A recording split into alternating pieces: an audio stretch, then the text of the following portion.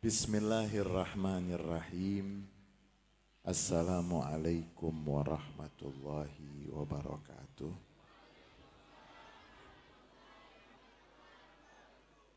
Alhamdulillah allazi la yazidu fi mulkihi hamdul hamidin wa la yanqusuhu juhudul jahidin. La tanfa'uhu ta'atu man ata' wa la tadurruhu ma'siyatu man asa. Summa salatu wassalam ala nabiyyina wa rasulina wa imamina wa hujjatina wa maulana Muhammad sahibi syari'atil gharra wal mahajjatil bayda wa ala alihi at-tayyibin at-tahirin wa ashabihi al-ghurril mayamin wa man tabi'ahum bi ihsanin ila yaumil liqa. Assalamu alayka ya Rasulullah. Assalamu alayka ya Rasulullah. Assalamu alayka ya Rasulullah. Puja dan puji syukur senantiasa kita haturkan kehadirat Allah Subhanahu wa taala. Salawat dan salam untuk Nabi Muhammad sallallahu alaihi wasallam, untuk keluarga beliau, para sahabat beliau, dan seluruh pengikut beliau yang setia sampai akhir masa. Yang sungguh kami cintai, kami muliakan, dan saya dan kita semua mengharapkan keberkahannya, para kiai, para guru kita, wabil khusus Kiai Haji Abdul Razak mata'anallah bituli hayatih, Kiai Haji Ma'mur Murad mata'anallah bituli hayatih, Ustadz Syuhada mata'anallah bituli hayatih, dan seluruh para alim ulama, para asatizah, para habaib, anak cucu Rasulullah sallallahu alaihi wasallam, Habib Fikri Al-Haddad dan Habib Ali mungkin juga. Mudah-mudahan saya dan kita semua mendapatkan keberkahan dari beliau-beliau. Saudara-saudara, saya datang ke sini karena saya cinta dengan Kiai Ma'mur Murad, dengan Kiai Haji Abdul Razak, dengan Ustadz Syuhada, dan cinta dengan semuanya. Ada satu hadis Nabi Muhammad SAW yang menjelaskan bagaimana orang yang cinta dengan orang yang dia cintai. Idza ahabba ahadukum akhahu falyukhbirhu. Apabila salah seorang dari kamu mencintai saudaranya, maka sampaikan kepada saudaranya bahwa kamu mencintainya. Dalam riwayat yang lain dikatakan idza ahabba ahadukum akhahu falyatihi fi manzilihi. Apabila salah seorang dari kamu mencintai saudaranya, datengin ke rumahnya. Kemana? Datengin? Mau ngapain? Mau ngapain? Datengin ke rumahnya, falyu'limhu. Sampaikan kepadanya, beritahu kepadanya bahwa kita mencintainya. Karena zaman sekarang zaman orang menyebarkan kebencian. Zaman sekarang narasi yang disebarkan itu kebencian. Padahal hidup udah susah. Ditambahin lagi, udah hidup susah penuh dengan kebencian. Kira-kira rezeki gimana? Kira-kira malam hari ini dan tradisi ini sudah berjalan. Saya masih ingat dulu saya masih usia berapa kita ya? Masih belasan tahun. Saya masih ingat sekali yang hadir di maulid seperti ini ada Habib Husin bin Ahmad bin Jindan, saudaranya Habib Salim bin Jindan, kemudian Habib Novel bin Jindan, kemudian Habib Ahmad Haddad, dan para kiai, para alim ulama. Kita bersyukur tradisi yang baik ini masih berjalan dengan baik, dan mudah-mudahan terus akan kita pertahankan. Yang kedua, pernah dengar Spanyol nggak? Spanyol, Andalus itu wilayah yang penuh dengan ulama. Mungkin belum pernah ada wilayah di luar Jazirah Arab yang mampu melahirkan ulama-ulama yang luar biasa. Ada Imam Al-Qurtubi. Siapa yang tidak kenal dengan Imam Al-Qurtubi, yang punya tafsir menjadi rujukan? Siapa yang nggak kenal dengan Ibnu Hazm Al-Andalusi, yang merupakan, terlepas dari perbedaan pendapat, beliau adalah ulama. Dan banyak lagi ulama-ulama besar yang dilahirkan dari Andalus, dari Spanyol. Sekarang apa kabarnya? Nyari orang Islam di sono? Nyari orang Islam susah nggak? Padahal di saat Islam jaya di sana, yang tidak masuk Islam itu hanya kurang dari kecamatan. Satu kecamatan tuh isinya berapa kira-kira ya? Satu kecamatan berapa kelurahan ya? 6 kelurahan. Satu kelurahan itu kalau dibaca di zaman Andalus, Spanyol, banyak ulamanya yang luar biasa, yang tidak masuk Islam hanya kurang dari satu kecamatan, tetapi diremehkan. Sekarang kalau pergi ke sana mencari yang muslim, Masjid Cordova, Masjid Kurtuba, yang di situ Imam Al-Qurtubi, saya lupa menyebut juga ulama muda kita, Ustadz Abdullah Mahfud. Mudah-mudahan beliau, Ustadz Suhada, dan semua yang muda-muda ini memastikan bahwa Jakarta nggak akan jadi Spanyol, Indonesia nggak akan jadi. Mulai banyak yang akan memecah belah, dan sekarang sudah benar-benar kita merasakan.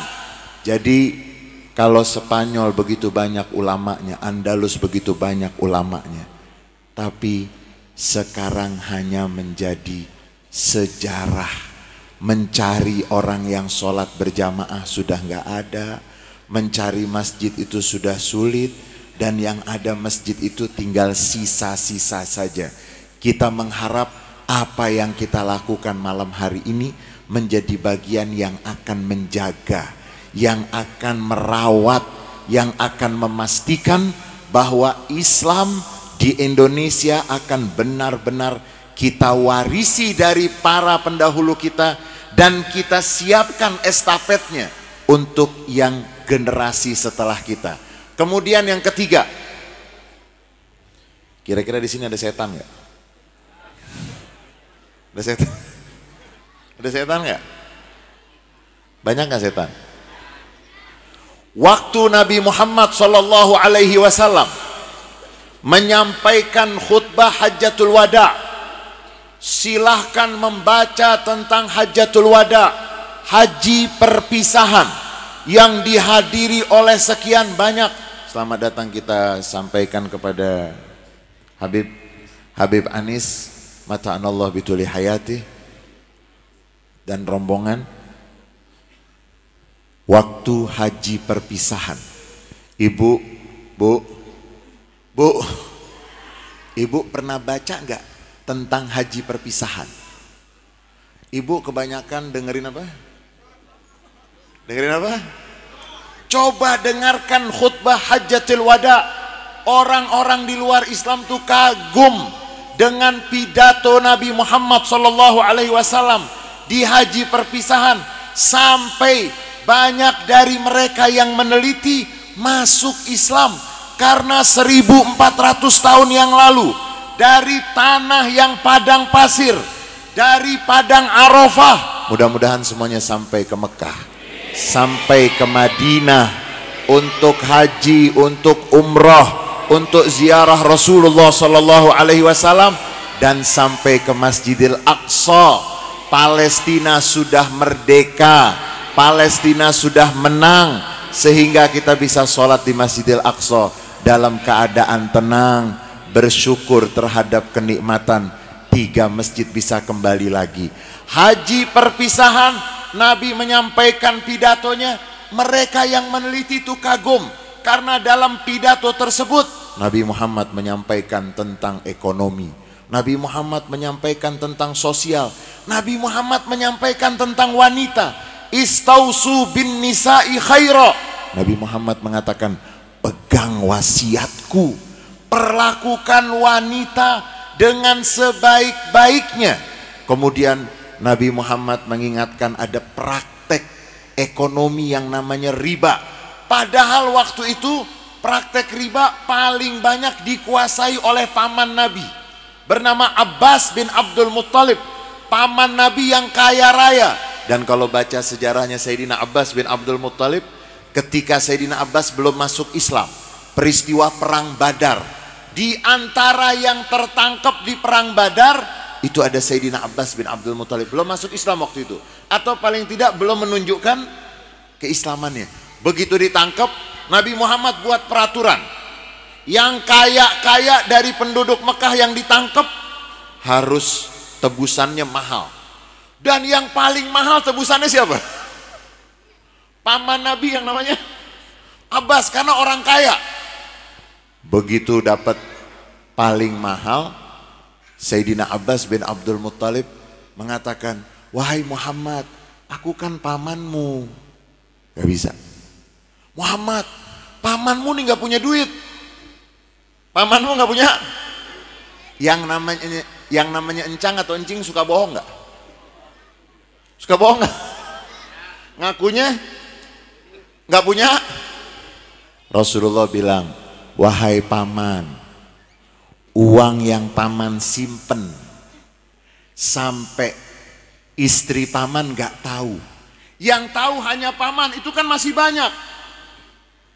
Sayyidina Abbas bin Abdul Muttalib yang belum masuk Islam atau belum mengumumkan keislamannya waktu itu, beliau terkejut dan beliau mengatakan, wahai Muhammad keponakanku, kamu dapat informasi dari mana? Karena istriku aja nggak tahu. Banyak nggak bu yang kayak begitu bu? Nyimpen duit, nyimpen duit. Istriku saja nggak tahu. Engkau tahu dari mana wahai Muhammad? Nabi Muhammad mengatakan, aku diberitahu oleh Allah melalui malaikat Jibril. Akhirnya Sayyidina Abbas bin Abdul Muttalib bayarnya paling mahal. Dan nanti ketika Sayyidina Abbas bin Abdul Muttalib sudah masuk Islam, ketika salah satu peristiwa perang, ada yang mengatakan pulang dari perang Tabuk, perang yang cukup jauh, dari kota Madinah ke kota Tabuk itu tidak kurang 700 km. Dan waktu itu peristiwa perangnya disebut Sa'atul Usrah, saat-saat yang sangat sulit. Musim panas, lagi nunggu panen. Banyak yang punya alasan ini dan itu. Nanti dikatakan Sayyidina Abbas bin Abdul Muttalib, begitu Nabi pulang dari peristiwa perang itu, Sayyidina Abbas mengatakan, wahai Rasulullah, engkau izinkan aku tidak untuk aku memujimu? Untuk aku memujimu. Rasulullah bukan hanya mengizinkan, tapi Rasulullah mengatakan, la yafdudillah fak. Silahkan, gigimu tidak akan tanggal. Artinya giginya tidak akan. Dan memang dikatakan Sayyidina Abbas bin Abdul Muttalib usianya 90 tahun, tidak ada satupun dari giginya yang rusak. 90 tahun. Kalau ada giginya yang bermasalah, itu langsung tumbuh lagi. Karena keberkahan memuji Nabi Muhammad SAW. Peristiwa haji perpisahan, pidato haji perpisahan, Nabi Muhammad mengatakan dalam pidato yang terkait dengan ekonomi, semua riba aku batalkan. Dan riba yang pertama yang aku batalkan adalah riba yang biasa dilaksanakan oleh pamanku Abbas bin Abdul Muttalib di hadapan para sahabat yang begitu banyak, sehingga para peneliti di luar Islam mereka kagum betapa dahsyatnya pidato Nabi Muhammad di haji perpisahan. Dan yang terakhir, saudara-saudara, Nabi Muhammad SAW di dalam haji perpisahan tersebut ada satu yang saya ingin mengingatkan diri saya dan mengajak kita semuanya, jangan pernah lupa. Nabi Muhammad mengatakan di atas tanah Arafah yang suci, di hari yang suci dan istimewa tersebut, Nabi Muhammad mengatakan, ayisa syaitan an yu'bad fi hadhil jazirah ba'da amikum hadha. Setan, tadi kan saya tanya ada setan nggak di sini? Ada nggak? Malam apa dia keluarnya? Malam Jumat atau malam Minggu? Hah? Setan malam Jumat lain, setan malam Minggu. Banyak kan? Nabi Muhammad mengatakan, syaitan sudah putus asa semenjak haji perpisahan, semenjak khutbah Nabi Muhammad di padang Arafah di haji perpisahan. Nabi Muhammad mengatakan, setan sudah tidak mengharap lagi untuk disembah, untuk menjadi Tuhan. Setan udah sadar diri, nggak mau lagi menjadi. Setan nggak punya cita-cita untuk disembah. Tapi apa yang dilakukan oleh setan? At-tahrish bainal musallin. Tapi yang setan lakukan adalah mengganggu hubungan orang yang udah sholat berantem dengan orang yang udah sholat. Muslim berantem dengan yang tepuk tangan siapa? Dan sekarang rupanya sudah kita lihat ada orang-orang yang benar-benar pakai sorban. Pakai sorban nggak? Pakai sorban. Penceramah, katanya kiai, katanya ustadz, katanya fulan, mengadu domba untuk melaksanakan program setan. Tahrish bainal musallin, yang sholat berantem sama yang sholat. Mudah-mudahan maulid yang kita rayakan di tempat ini akan mendatangkan rasa cinta kita kepada Rasulullah, kepada Allah Subhanahu wa Ta'ala, kepada umat Nabi Muhammad SAW. Kita akan menggunakan lidah kita, tangan kita, pikiran kita, hidup kita untuk menyebarkan cinta kasih sesama umat Nabi Muhammad SAW. Dan mudah-mudahan para alim ulama kita, para kiai kita, para habaib kita diberikan sehat walafiat, diberikan panjang umur, dan mudah-mudahan banyak adik-adik kita yang hadir di sini. Kita semuanya bersyukur, berarti kita masih punya harapan masa depan yang besar dengan adik-adik kita. Dan mudah-mudahan Allah jaga persatuan dan kesatuan umat Islam di Indonesia. Allah jaga Indonesia. Allah jaga Indonesia dari semua yang ingin memecah belah. Dan kita bersyukur mudah-mudahan pemerintahan yang akan datang akan membawa kebaikan, akan membawa keberkahan. Dan mudah-mudahan para pemimpin kita, pemimpin yang takut kepada Allah, yang sayang kepada rakyatnya. Karena hari ini kita melihat Libanon kurang cantik apa negaranya, Irak kurang kaya apa negaranya, Yaman kurang banyak apa ulamanya. Tapi negara-negara saudara-saudara kita yang berpenduduk muslim, banyak yang terjadi konflik sampai sekarang belum selesai. Mudah-mudahan Indonesia dijauhkan dari fitnah-fitnah yang menyebabkan terjadinya pecah belah. Dan mudah-mudahan ketika kita nanti dipanggil oleh Allah, karena kita selalu berbuat baik, selalu menyebarkan kebaikan, semua kita mendapatkan husnul khatimah. Dan kalau kita masuk surga, yang ada di surga semuanya kita ketemu lagi. Orang Cisalak semuanya. Mudah-mudahan Allah berikan kebaikan kepada kita dunia sampai akhirat. Banyak kurangnya dari saya. Hadanallahu wa iyyakum ajma'in. Wallahul muwaffiq ila aqwamit thoriq. Wal afu minkum. Wassalamualaikum warahmatullahi wabarakatuh.